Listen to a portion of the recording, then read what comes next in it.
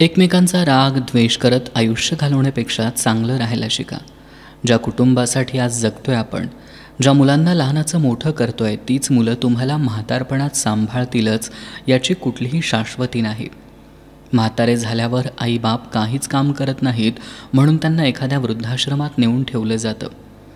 बालपणासारखं तुमचं म्हातारपणही जाईल असंही नाही. बालपणी लाड होतात तर म्हातारपणी हाल अपेष्टाही सहन कराव्या लागतात. ज्या मुलांसाठी जगलो तीच मुलं एका क्षणात परक करून जातील. या सगळ्यांनंतर जीवनाच्या शेवटच्या क्षणी प्रश्न पडतो की आपण आयुष्यभर जगलो ते कोणासाठी? समाजासाठी जगा, दानधर्म करा, भुकेल्या माणसाला अन्न द्या, आनंदातून जगून घ्या. फिरावंसं वाटलं तर भरपूर फिरून घ्या. म्हातारपणी फिरावंसं वाटलं तरी तुमचं शरीर मात्र साथ देणार नाही. येताना एकटे असलो तरी जाताना मात्र सर्वांचे होऊन जाण्यात खरी मजा आहे.